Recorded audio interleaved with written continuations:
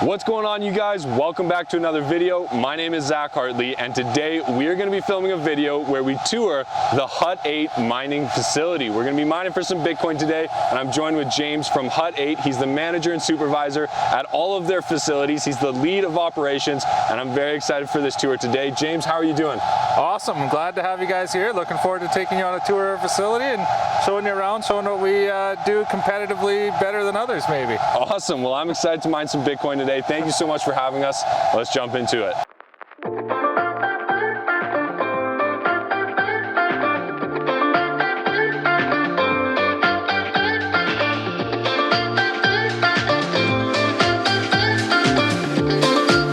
Bensound.com.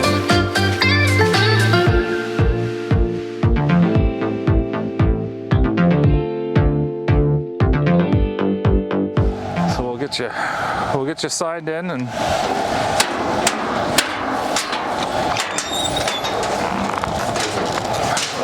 overall layout on site. You came in the parking lot here, right through this gate. This would be like that crash gate I was talking about. And then here's another one back here. So like if something does go wrong while we're out and about, you know, we'll have a couple of good exits we can get out of the way. So these are all set up purposefully east to west for prevailing winds. And then they're set up, you can see like here's like a transformer. So this would be what's considered like a cold aisle. Okay. So these sides of these containers that'll be the intake air going in. And then on the opposite sides is the exhaust aisle or the hot aisle. So these sides will all exhaust together, and the principle is that your transformers all stay cool in the cool aisle. So all your main power. Prevailing wind from the west, right, blowing through site, evacuating all the hot air and extracting it out. Okay, that makes sense. You will see like a noticeable difference walking between the aisles. It's that strong, the heat and it's going to be a fair bit noticeable, yeah. Wow, okay. Yeah, because there's about a 20-degree temperature rise going through some of these containers and upwards of 40 on some of the other ones where we've like increased that density.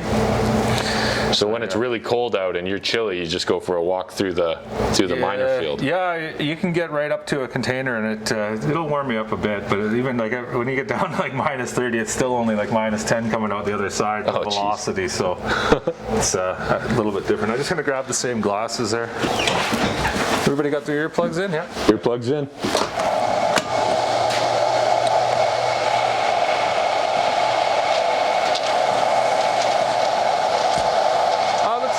This way.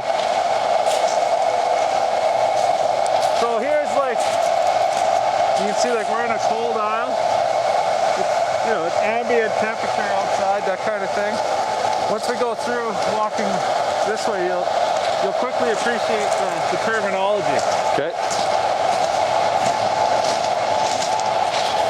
You'll see the heat rise, that kind of thing.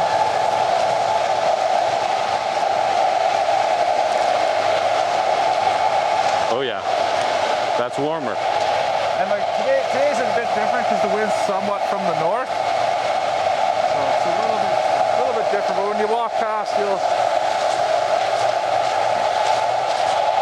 So this is an example of a container that's been converted over to be like some of the newer miners versus this would be some of the older equipment. Gotcha. A little bit more open. But, and are there rows inside of there? Yep. Yeah? Yep, inside of each one. This is basically the back side, so on the other side, it's all you really see is a bunch of fans. Yeah. We'll take a peek in there. Okay, cool.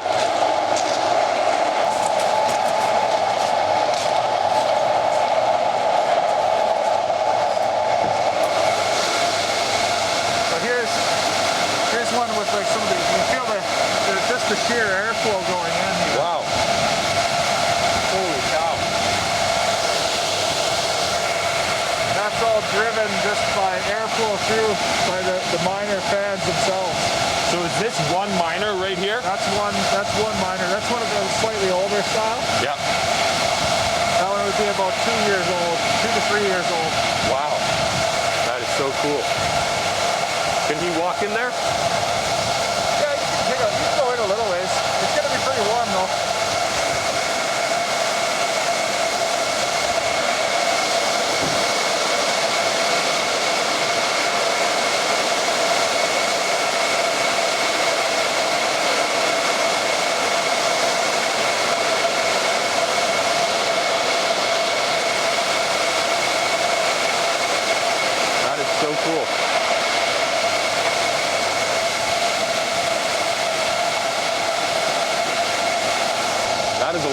airflow. That's remarkable. And so there's fans in here on that side? It's all just filtered air. Wow.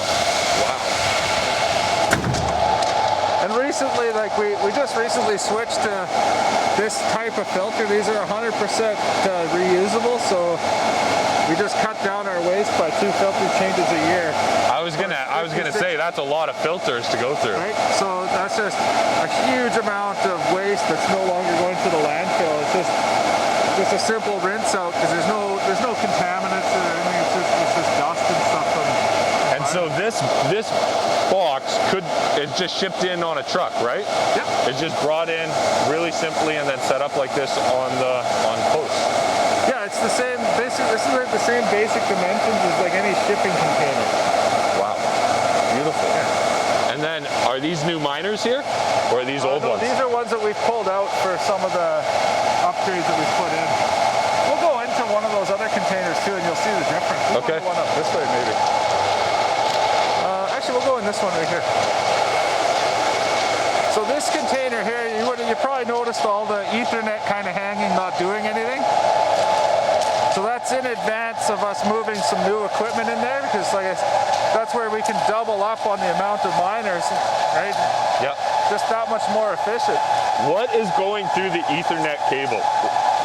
What is the Ethernet cable for? It's partly for communications to the miner, for commands, for like different modes, control modes. And then like as like a problem gets sent into the site, it'll upload it into the miner. And once it's done its part, it goes back, all part of like the verification process. Gotcha. Okay.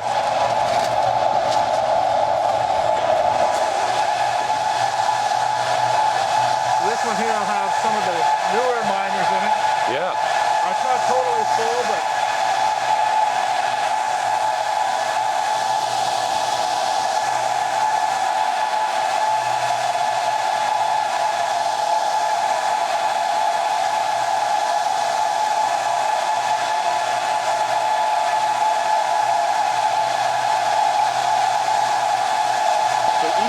is a What's miner that's here basically mining Bitcoin. Wow. This is remarkable. I can't believe you can feel the floor vibrating. Everything is like this right now. The air is coming through this side, going into the miners, and then it's being converted into Bitcoin, which is just the craziest thing in the world. So this is just so exciting. I've only seen these on YouTube videos coming out of like China, but to see this here in Alberta, in Medicine Hat, is just remarkable. This is so cool to see, and it's pretty impressive, the size and the scale of this operation. There's got to be at least a couple hundred different miners here in just this block, and there's like 30 or 40 blocks here at Hut8. So this is absolutely just an insane operation. All right.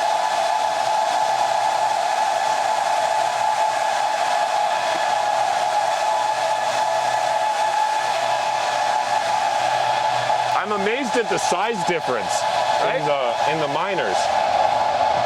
yeah, so and that's where like the expansion opportunities don't necessarily have to be outward. It can actually be inward and use actually less equipment to do more. For sure. Yeah, like that makes sense when you show it to me like that. I mean, those are 2 or 3 times the size at least. So just getting the better equipment that's more efficient. Yeah, You so don't need to go any bigger than this. Exactly. So this site here, the primary source of energy comes from this power plant. That's a 42 megawatt gas turbine, like high efficiency gas turbine power plant. And it's directly connected to this site. And so all the miners in here are basically running on natural gas from that location primarily? Primarily, yeah. There is some like that's connected to, we do bring in other energy to top up from that 42 to, like full load at like 67 megawatts. Yeah. That also comes from the city's electric grid and can be imported from the province if needed. Yeah. And the location in Drumheller, is it sort of the same situation? No, it's Alberta grid connected, so it'll have like a mix of, whatever's feeding the grid for energy. That's what Drumheller would see. So like here, yeah, you can see like the city has like a little bit of its own wind generation, that kind of thing. And they're pushing into that kind of diversification. So one day. One day, yeah. Very exciting. And so how many of block boxes do you have on this facility? 56. 56 with roughly a couple hundred miners in each one. Yeah, depending on the type. The older miners is 180, the newer miners is like 338. Gotcha. Wow. Absolutely remarkable. So like just over double, right? Yeah. Right around that double mark. Totally makes sense. And so did all of these get set up at roughly the same time? Was this kind of one big installation and then it's just been upkeep and refinement and improvements? Yeah, as far as I understand it, yeah, they put it all in at the same time, and then as containers were set down, the crews would have been, populating miners into them and then actively working to bring them online. Gotcha. Okay, and so I assume that the power's coming from that facility here, it's going through these cables here and getting distributed down the line. Is that what's happening? Yeah, so we'll go up to where it comes in. Okay, yeah. Because that seems to be a hot topic right now in Bitcoin, especially after Elon Musk's tweet, is where are you getting the power to mine Bitcoin? It seems to be a big issue right now. Yeah, no, for sure. I've got some of my own questions on where does everybody get their power to run electric devices, but yeah, crazy. I'll stay out of that sandbox. Fair enough. Do you know when the new equipment comes in? The NVIDIA stuff? Yeah. We should start seeing it like kind of next week even, maybe we might start seeing a little bit of it showing up. Next week? Potentially. Wow, that's awesome. Yeah. Okay. So over here, you'll see the kind of the tie with the city.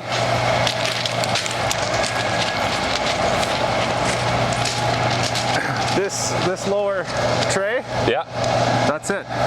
So that's where the power comes in. That little tray right there. For the entire facility, more or less, yeah. Wow, that's remarkable. So that's obviously connected to the natural gas facility and then ties into everything else. Comes in here to this. It'll go through the city's substation that's connected to that power plant as well. Yeah. And then into the distribution. From there, it'll come to these few switching cubicles. Yeah. And then each one of these will feed a transformer. There'll be 4 transformers fed off of there. Yeah.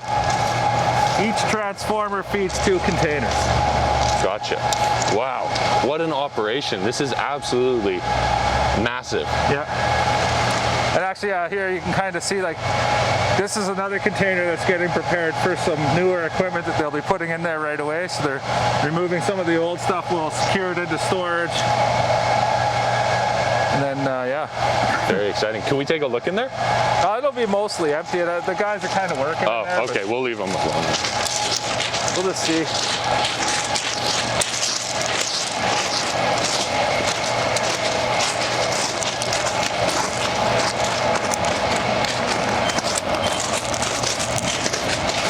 Hey, Mark. Oh, if he's working, it's not a big deal. That's okay. That's all right. I just wanted to kind of take a peek in here. Sure. Hi, how's it going? Good, how are you? Good. We just wanted to see what you were working on. They're working really hard at getting these out, especially in the heat. Well, I don't want to take up too much of his time. Oh, he probably needs a break anyway. I don't think he minds a little cool down. Okay, so we're inside one of the basically block containers. This is where they keep the miners. These are the shelves that they keep the miners on. As you can see right now, they're taking out the old equipment and they're getting it ready because Hut8 has a brand new shipment of NVIDIA miners coming in the next few weeks. So they're getting these basically ready for the new equipment, which is super exciting. They were showing us earlier where they have the big miners that are like 2 years old and they take up like 2 to 3 times as much space as the new miners. So by doing this and taking out the old equipment, putting in the new equipment, they're increasing their capacity, they're increasing their hash rate, and this is really exciting. This is really impressive, and the scale of this operation just blows me away. So here you can go. This is probably going to be the next miner that's taken out right here. They just pull it off the wall, they insert the new miners, and then they're all set, ready to go. Plug in the power, plug in the Ethernet cable, connect it to the main office that we saw there, and then they can, I assume everything gets managed from the office back there, right? Which is so cool. Absolutely remarkable. Don't touch anything so we don't get electrocuted, but this is all, it's all safe. It's all shut off and in a safe state for you. So you're okay. So this Ethernet cable, is this connecting back to that office? Yep, more or less. It goes through a fiber network, but Gotcha. it'll go Ethernet to fiber and then fiber to ring network, redundant ring on site. And so in theory, the Bitcoin miner is mining the Bitcoin, confirming the transaction, and sending it back through here, and then you guys are storing it, keeping it. Yeah, it goes, gets verified through the pools and whatnot, and then So crazy. And then my understanding was that you guys also do a little bit of mining for other companies. Is that true? And does that all happen kind of integrated into one of these? Yeah, you wouldn't know the difference if you went into one of theirs or one of ours. It's we know which ones are theirs and which ones are ours, and we operate their equipment in the same fashion as ours, and you know, we take the same pride in looking after their stuff as we look after our own. So yeah, you just make sure they have the problem miners, and you guys. No, just kidding. Yeah, that would be no. It's everybody gets the same level of attention. So right on. That's awesome. If one of their miners goes offline, we get on it. Sometimes you know, even faster than others. Just kind of depends on the type of miner, and there's different criteria that go in, but no, we definitely treat all of our clients exactly like we treat our own. So. And do most of the people that work here live in Medicine Hat? Here at this facility, yeah. Same with Drumheller. The people that work in Drumheller live in Drumheller. Wow, that is so cool. Being able to find people that can repair Bitcoin miners in a town like Medicine Hat, it's amazing. Yeah. So cool. Okay, thank you for letting us in here. This is sweet to see. Problem. So this is what the empty ones look like. Like I said, he could probably use a little cool down break. It's a little warm out now. Yeah, geez. Question, I guess, is where did these get made? The whole. This one was. Well, they're all stamped. So this one would have been made in BC. Gotcha. There's a couple of different manufacturers. Some of them would have been made in Alberta. Some of them would have been made maybe in BC. Are they pretty custom, or is this like you can place an order and get one delivered kind of thing? I think in 2000, so you were asking about the date. Yeah. So 2018. June 2018 was the manufacturer date. So in-service date would have been shortly after that. And I mean, back then, you know, some of this was still, you know, really kind of cutting edge, custom made. But since then, some of these manufacturers, they definitely have like templates that you can call and say, hey, I want this, and then custom tailor it to what your operational needs are. Yeah, that makes sense. You know, so if you needed it smaller, bigger, more cooling, like they can totally be made to order, right? Custom Gotcha. to order. Cool, and it's made in Canada, which is great to see as well. Yeah, the majority of the high voltage equipment and whatnot that we have majority is Canadian made. And the miners themselves, I assume, are China made? Different countries, but yeah, China is one supplier, but no, they come from different places all around the world, really. Gotcha. NVIDIA, are those ones American? Are those coming out of the US, or where are those coming from? Honestly, you'd have to ask Jason. Okay. I'm not even 100% sure. Okay. But Well, like even some of like the Hut8 miners from MicroBTA, some of them come out of China, some come from Thailand. Just Really? different places. interesting. I think some of it comes out of like Eastern Europe. Yeah. And so these ones out here are, you're saying, 2 years old and maybe half as efficient as the new ones, hey? Yeah, these ones here, these are some of the older servers, and then depending on which hash boards are in them, which you can't tell by looking, you need to know what's in it. But some of them are more efficient than others, even some of the older ones, just depending on the type of hash board that's in them. We don't have like any of our like the least efficient hash boards that we've had, they've all been since replaced with like the best that we've got, more or less, for like this style. Yeah. And I mean, they're working on hash boards for these that'll easily match what you saw in those other containers. So then these, you don't even, then you can repurpose these, change the hash board, and again, you're increasing that density and expanding, really, without expanding. Yeah. So what happens to these ones then? They kind of get picked apart and re-put together, like you said, or? Yeah, like we would reconfigure them for like different hash boards or something like that. Like if there is like a new hash board model that comes out that the efficiency makes sense for Hut8, then yeah, 100%, we would put that back to use and, you know, just keep that much more out of recycling and that kind of thing, and just repurpose it and increase our efficiency. Awesome. Yeah, because I mean that's the name of the game here, right? It's just efficiency and yeah, exactly. The more efficient you can get, the better it's going to be, right? Yeah. We can go this way too. Yeah, let's do it. Yeah, the city, they're actively building another power plant right there. Oh wow, really? Yeah.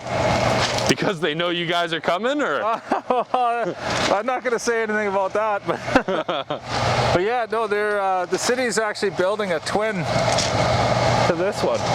Really? Wow. Another 42. There was the original plans for it were maybe a little bit different than what they have now. I'm not sure how much you follow any of the cannabis sector, but that Aurora facility that was being built in Medicine Hat, they since pulled out. But I believe the original intent was was to power that Aurora facility. How far away was it from here? Aurora? Yeah. We'll go up on this little hill and you should be able to see it. Oh, cool. All right. Yeah. It's when you would have came in on like that road before you turned to come this way, that massive greenhouse, that's Aurora. That was, I said that. I was like, hey, I bet you that's a grow up. Yeah. That's crazy. Yeah, all of these, they were built at Rev Engineering in Calgary, Alberta. Oh, nice.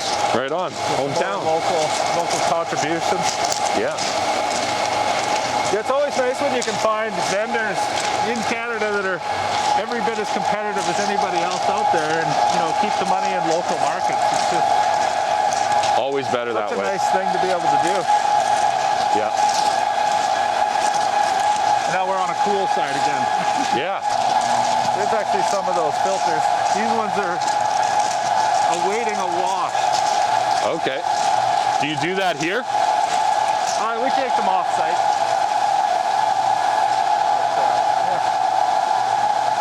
They used to be. Yeah, you can see them. Oh yeah. You can see that.